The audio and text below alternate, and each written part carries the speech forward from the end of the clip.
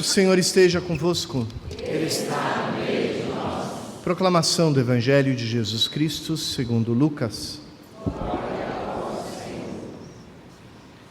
Aconteceu que num dia de sábado, Jesus foi comer na casa de um dos chefes dos fariseus, e eles o observavam. Jesus notou como os convidados escolhiam os primeiros lugares. Então, contou-lhes uma parábola. Quando tu fores convidado para uma festa de casamento, não ocupes o primeiro lugar.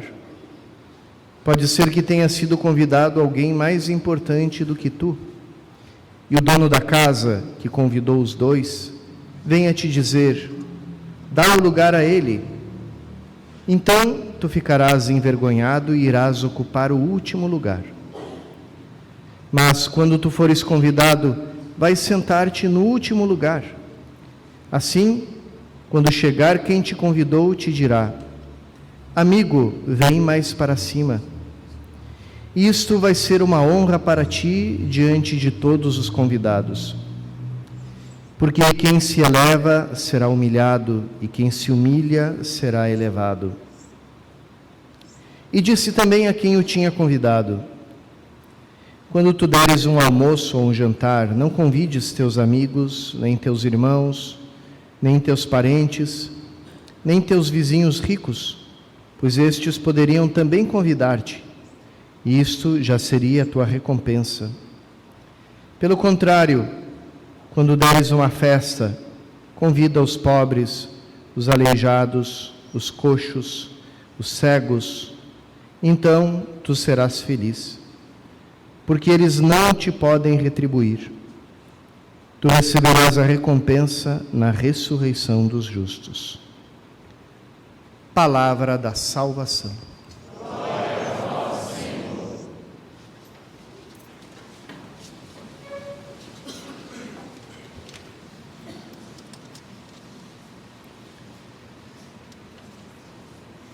Irmãos e irmãs, acabamos de escutar as palavras de Jesus.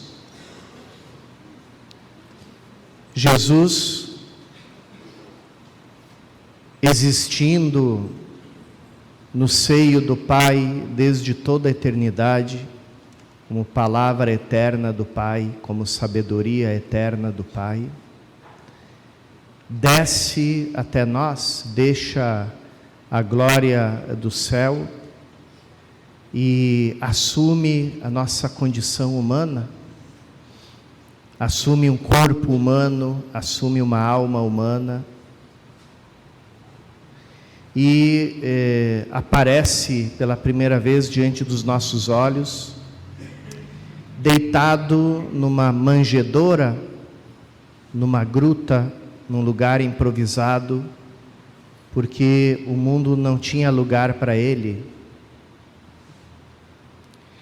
E essa vida do Verbo eterno de Deus feito carne, da palavra eterna de Deus encarnada, ela transcorre toda ela com esse sinal da humildade. Cristo nasce na gruta de Belém, vive a sua vida durante 30 anos em Nazaré, uma cidade menor do que muitos condomínios aí que a gente vive nesse bairro, e termina a sua vida terrena, sua vida mortal, na cruz, que é a condenação mais humilhante que uma pessoa poderia receber na vida. E o que Cristo fez durante toda a sua vida mortal?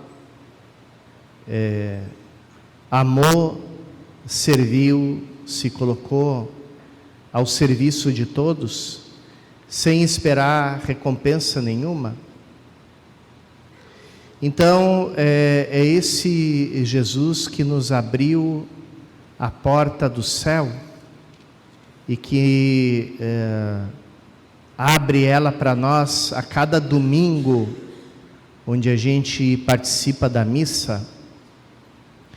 Quando o autor da carta aos Hebreus, que a gente escutou, ele está falando o tempo todo da missa, porque está falando de Cristo sacerdote, que entrega ao Pai, não o sangue dos cordeiros e dos bois, como eram os sacrifícios antigos, mas entrega a sua própria vida a Deus.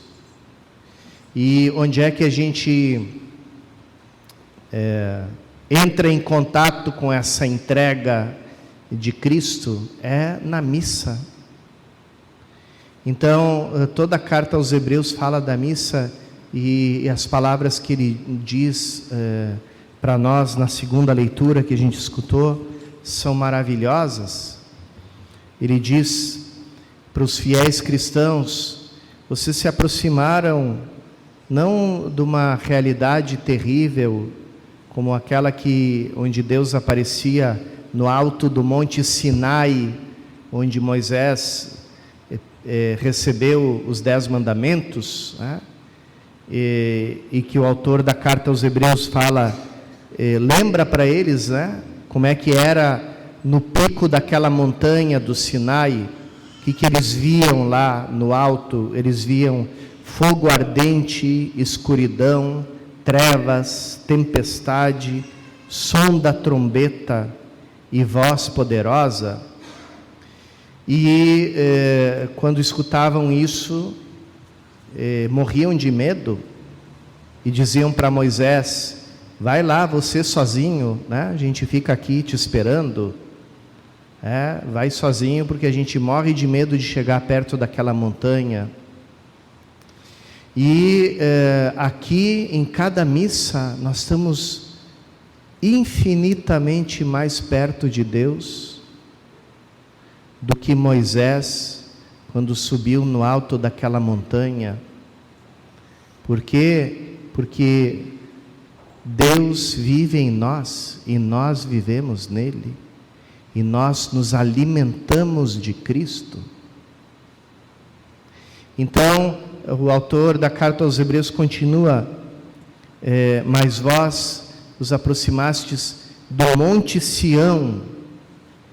O que era o Monte Sião em Jerusalém? Era onde tinha sido construído o primeiro templo, onde ficava a Arca da Aliança com os 10 mandamentos dentro.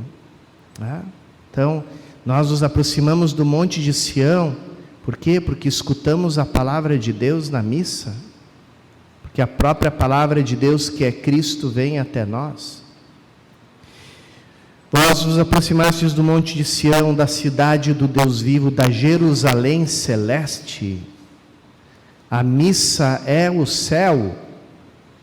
Para quem vê e enxerga, sabe enxergar com os olhos da fé, em cada missa cai aquele véu do templo, se rasga aquele véu do templo que separava as pessoas do mistério de Deus. E aí você vê o céu aberto. E o que você vê? A reunião festiva de milhões de anjos, a assembleia dos primogênitos, cujos nomes estão escritos nos céus, de Deus, o juiz de todos, dos espíritos dos justos que chegaram à perfeição, de Jesus, mediador da nova aliança. Então, em cada missa está o céu aqui, o céu e a terra se transformam numa coisa só. Por isso, quando chega a hora de receber Jesus sobre o altar, a gente canta com os anjos e os santos a uma só voz: bendito que vem em nome do Senhor. A uma só voz, porque uma só é a voz aqui na terra, uma é só a voz aqui na terra e lá no céu. Porque onde Cristo está, está o céu inteiro junto dele. Então, Cristo continua a sua obra de humildade, chegando perto de nós, pertinho de nós. Uma vez escutei a história de um sacristão, que tinha um amigo muçulmano, e foi mostrar a igreja onde ele trabalhava para o muçulmano. E era aquelas igrejas antigas que tinham o sacrário no fundo, com a Eucaristia. E ele, passando pelo meio, fazia aquela inclinação meio apressada de sacristão, né? Que ajoelha meio o joelho um pouquinho e faz um sinal da cruz tão rápido que parece que está espantando mosca, né? E o muçulmano perguntou: por que você fez esse gesto? Ele: não, porque ali naquela caixinha está a Eucaristia. E o que é a Eucaristia? É Cristo.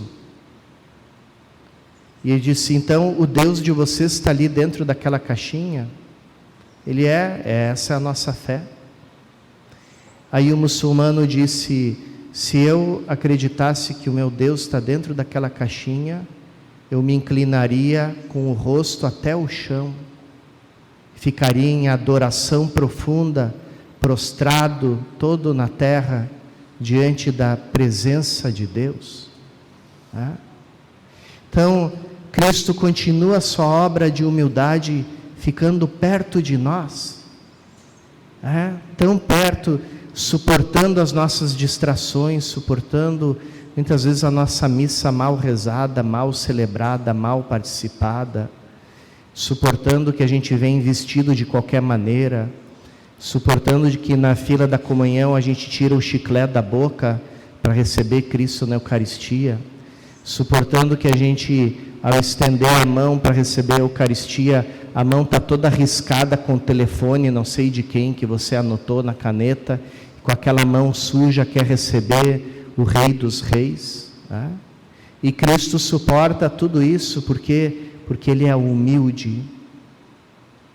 Então, é dessa profunda humildade de Cristo que dá autoridade para Ele bater de frente com o nosso orgulho e dizer: você está sempre procurando o primeiro lugar. Eu que sou Deus, que sou o Senhor, fui para o último lugar, para o lugar do servo.